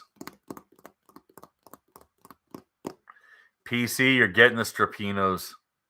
That's a good question. Okay. Strapino's getting the question. Strapino's getting the question. PC is getting the question. PC, email me your address. As long as you're stateside. I'm not shipping to Canada or to Australia or New Zealand. Sorry, guys. I know that's unfair. I'm a jerk. I'm not paying $400 to ship this box, which is what it would cost to New Zealand. PC, Strapinos. All right. PCS. Kawasaki versus Yamaha Superchargers. What are the key differences? All right. A gear-driven centrifugal supercharger, or a shaft-driven, which is Sea-Doo is shaft-driven, but you know, it's a shaft drive, gear drive. All those impeller wheels ride on a shaft, so we'll just say shaft-driven, or I should just say centrifugal. Centrifugal. Okay, a centrifugal supercharger versus a TVS supercharger. All right. I'll end with TVS because that's the one that excites me more. Even though it's, I don't know. Okay. Centrifugal superchargers, for the most part, produce less heat. So the air coming out of that supercharger is typically not as hot as a TVS supercharger. What is TVS? TVS stands for Twin Vortices Supercharger. What does that mean? Twin Vortices means it's got two long screws with blades on them. All right, imagine shafts that have these curly Q blades. I'm simplifying the hell out of this. That have two blades that spiral all the way down those cylinders. And as that supercharger spins, those blades perfectly interlock. All right. They interlock with each other. They interlock with the housing that's around it. A lot of times they have a special coating or a special material that's applied to the very leading edge so that as there's very little harmonic, there's tiny itty bitty little harmonics, that they won't scrape and eat themselves apart. Okay. The process of a twin vortices supercharger simply produces way more boost, apples to apples, but produces way more heat. And that's why you need a larger intercooler. That's why you see in Cadillac, the supercharged Cadillacs, the supercharged Corvettes, the supercharged Camaros, the supercharged Hellcats, the supercharged Demons, the supercharged TRX trucks, the modern Hemis and the modern LT and LS motors, they have a blow-through intercooler, meaning the intercooler is in between the engine and the supercharger, so that the supercharger is quite literally producing its boost and pushing it through the intercooler because they generate so much heat. All right? That's the problem, is the ratio of boost produced from a TVS supercharger versus a centrifugal. It can all be modified. Don't get me wrong. You can produce 28 PSI out of a centrifugal supercharger just as easily as you produce it from a TVS. All right. A TVS supercharger is a bigger supercharger. It's simply larger. It takes up more room. A TVS supercharger produces more heat. A TVS supercharger, in many cases, and actually, I don't want to say that because that's not really true. But I wanted to say is that there's more parasitic loss. And the reason why I want to say there's more parasitic loss out of a TVS is because of the actual energy that's required to produce that PSI. So, and it's belt driven. It's got a belt drive on it. Okay. And that belt's coming off the crank, and that belt is spinning that supercharger, and you have slippage on the supercharger belt. You have kicking belts. You have all those kinds of problems. In the case of Kawasaki, sometimes they get wet if there's water in the hull, and then you have slippage there. If you have any sort of oil, they can get oiled down. They can walk off of the pulleys. There's issues. All right. It's super old school. But, dude, it's the BDS Wyand blower sticking out of Dom Toretto's Charger's hood. It's the Wyand blower sticking out of Mad Max's hood. That mother effing freaking supercharger with the butterflies opening up, just going wham, wham. Dude, that's my porn. I'm telling you, that's just pornography. Oh god, I don't have the stones to build a 671 blower motor. I want to. I'm not going to put it in the Charger, although, oh, dude, blower sticking out of the hood of that car. Ah! And that freaking chop of a solid roller cam just ugh, dude, it's porn. Centrifugal supercharger. They're oil fed. They're typically mounted through the block. You know, the engine block has a feed. They're well oiled. They don't produce the heat that a TVS. They do not take up the room as a TVS. They they don't have the parasitic loss because it's not off of a crank drive. It's not crank driven. It's shaft driven. Typically, that shaft drive has just a sequence of gears off of the crank, and that's what's driving it internally. You can put on a party wheel and make some serious boost, but I'm looking at, the boost numbers. Like, hey, listen, we just did a video on Riva's new supercharger wheels for the Yamaha, and they make 25 psi at 9,500 RPM. That's a butt ton of freaking psi. But a stock Kawasaki is making almost 17 psi bone stock. 17 bone stock. You got to put on the freaking Big Daddy party wheel to get 22 out of the R3 and 25 out of the R4 supercharger. So you see, a stock Yamaha makes a hair over 8. It makes like 8.8 or 8.7. So you from 8.8, 8.7 to 25, it's a big leap. It's a big jump. So it can do it. And and changing out supercharger wheels, not impellers, wheels, pulley wheels is just as easy. Do I prefer one for jet skis? Centrifugal, just because of the real estate. Centrifugal because of the heat. Do I think the whine of the Cowie supercharger is badass? Yes, I do. But I think efficiency-wise, weight-wise, I would go centrifugal. That's my answer. All right, PC. You win the Strapinos, my friend. Last one. Slippery vest. Last question, slippery vest.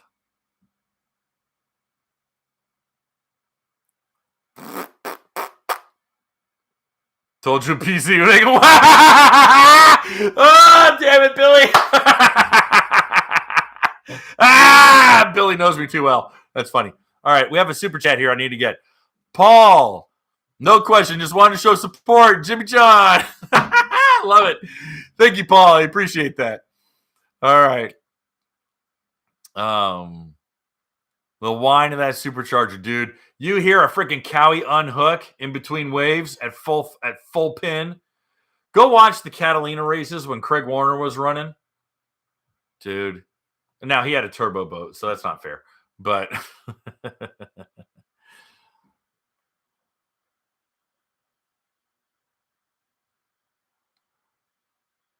oh. Why doesn't Mopar make a watercraft? Because it'd be too damn heavy. You see how heavy the Chargers and Challengers are? It would sink.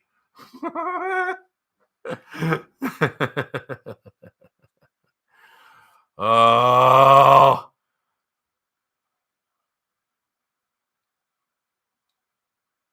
I'm not answering that question. Oh, Dave. Oh. Dave, you might get it. This is for the Life Fest, guys. This one's for the Life Fest. Andy, no concerns wrapping a ski long term. I haven't seen anything that has been negative. Just don't do the hull, please. For the love of Pete, don't do the hull.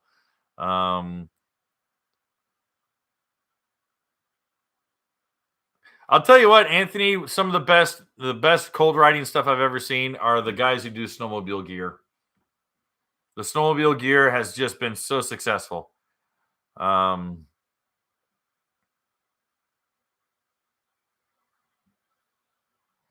PwC, great question about Honda. Polaris was really close. Honda had a mid-size 3-seater they were shopping around with brakes.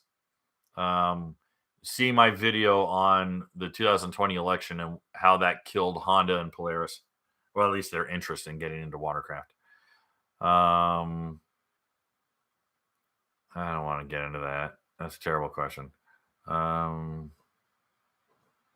matter what. Oh, Bryson, I like that question. That one's fun. I'm totally cherry picking these questions. There's no way I could answer every one of these. I'm here. It's already been an hour and 45 minutes.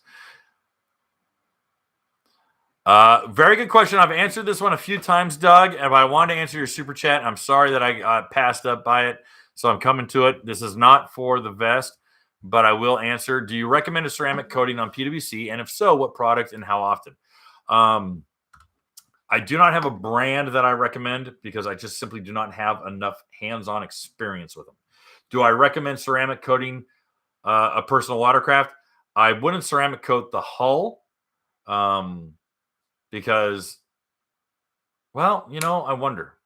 If you're in brackish or saltwater, God, you know what? I would say yes. I would say yes. I would say yeah. I just don't have a brand that I recommend. I'd probably do it like at the beginning of every riding season and then thoroughly clean the ski and clay bar the ski prior to winterization. And then when you're ready to de-winterize, ceramic coat it again. Once a year, just once a year.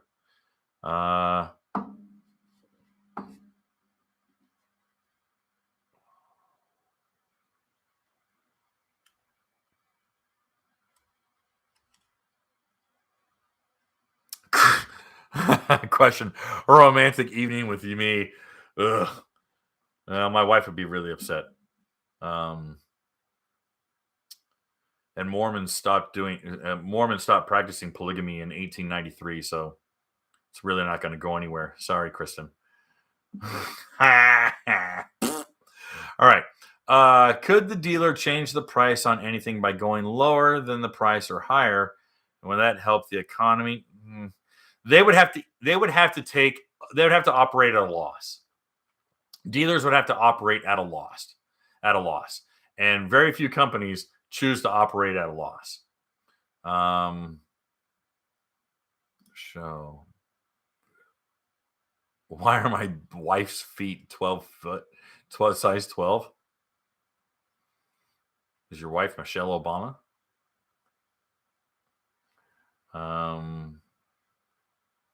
John, yes, you won, but you didn't win the boots. John Dean, you won something else. What did John win? I think John won. I think John won something else. I'd have to dig through the pile. Sorry, John. You won something. Email me. All right. I think I'm going back down. I got a really good question.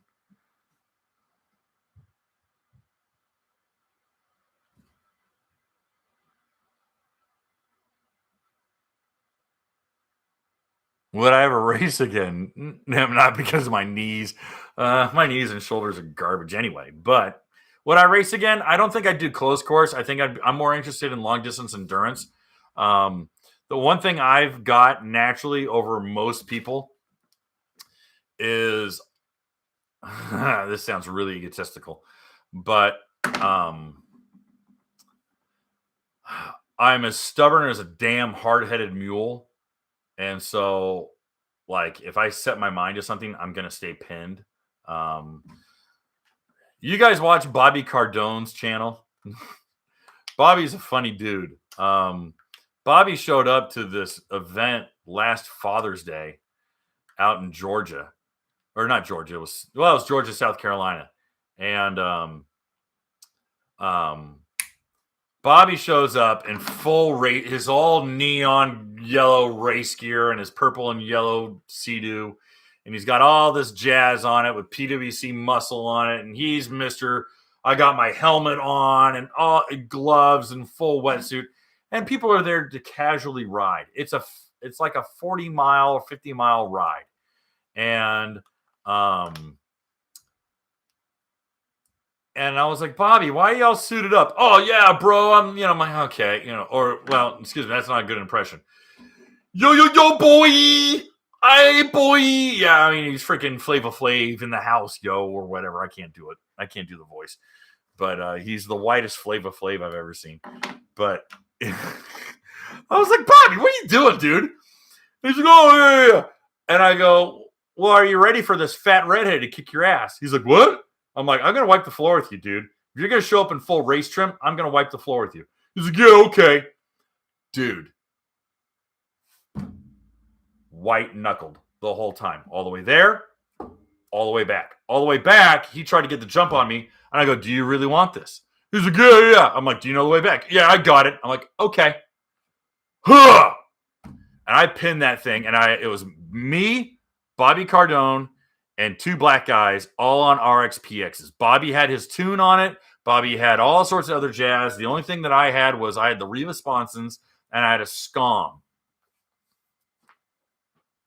Absolutely white knuckled. I sat there because it was at the Pro Watercross event that they had at Lake Hartwell. And I sat there and I waited. And I turned on music, opened up a Gatorade or a water and sat there. I'm like, where are you, Bobby? And the two black guys come pulling in and they're like, dude, man, you were freaking out of there. Oh man, you were hauling ass. I go, where's the guy in their helmet? And he goes, oh, he's way the hell over there. He didn't want to come over because he was embarrassed that you beat him. I'm like, okay. I go, when did he pull in? And he goes, oh, he was after me. I said, really? Did he give up? Because he was talking a lot of trash. He goes, oh, yeah, he was running his mouth. I'm like, oh, okay. Okay. So, yeah. I'm like, dude, come on. You could beat the fat 44-year-old. You can do it. You're in better shape than I am. But you gotta want it. And I double finger that thing and just go, whoop. If you want to be a champion, you got to double finger it.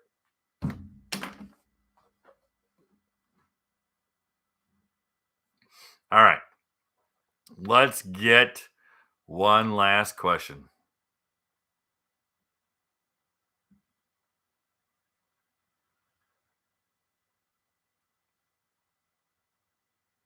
Okay. Dave King, you are getting the slippery vest, my friend. Please email me at info@watercraftjournal.com. You win. Dave King, slippery vest.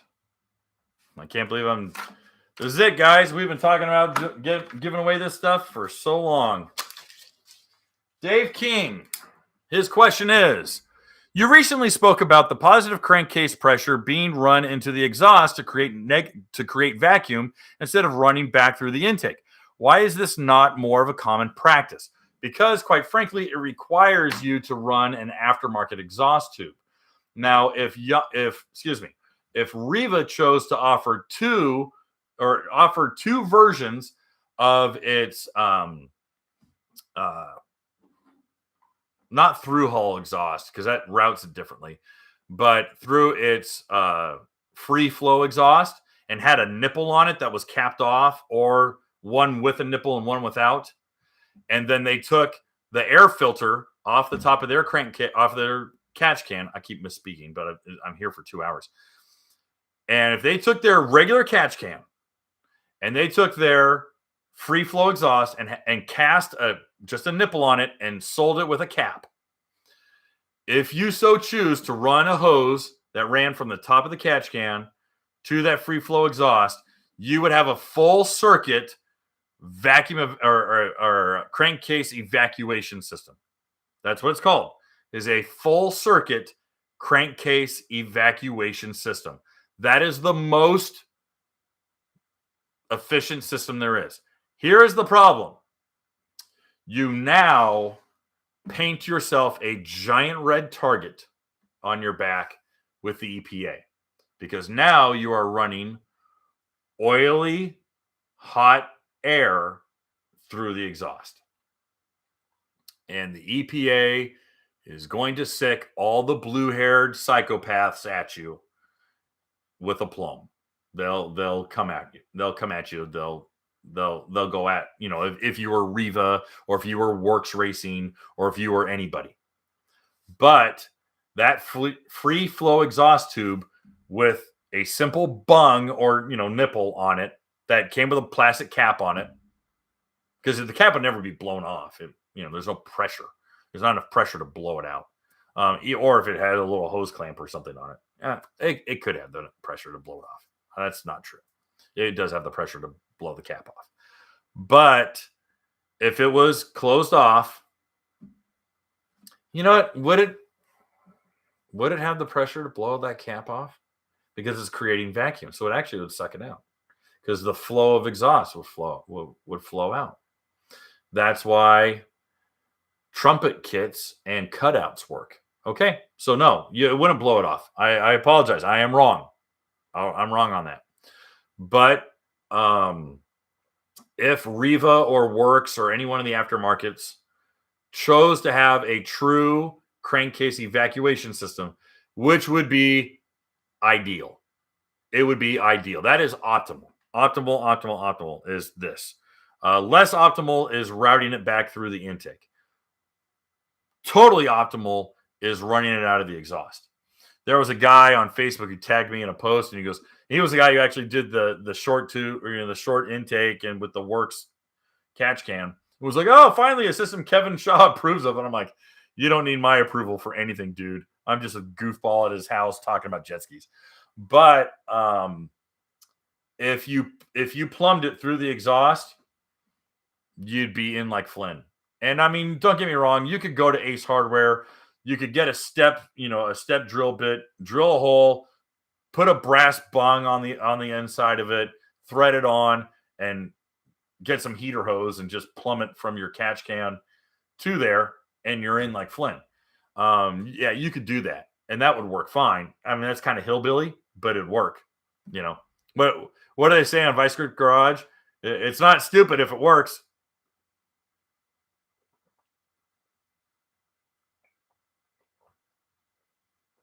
So that's it, guys. That's it. We're just under 2 hours. Dave King, you win the grand prize of the slippery vest. Sean. So that's it.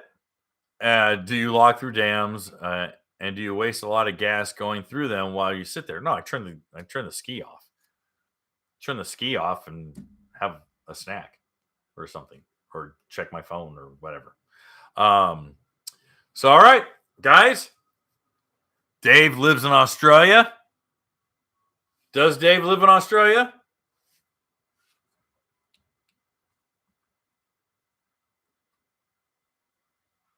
Question. Dave is in Australia.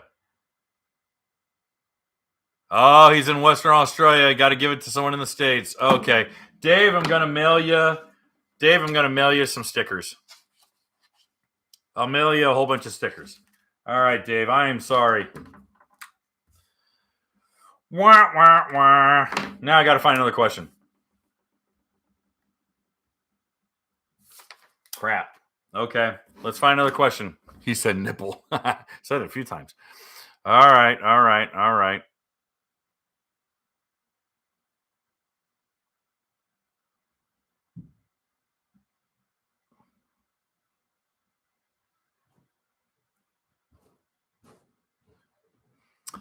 Troy, he asked, when will I do a 2022 GP 1800R SVHO test ride episode? Likely never, because the 21 is identical. There's no differences. So you can just watch the video that I did of the 21 and imagine it in a different color. No, I've not used a hydro jetpack. No, I haven't. No, it's not rum and coke. We got to get another question for the slippery vest. Shoot, and I'm at 2 hours, and I got to end this right now. Crap.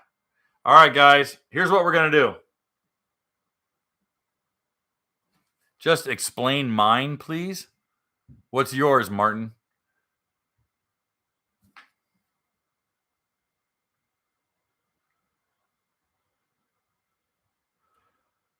What's the best mile per hour for fuel mileage?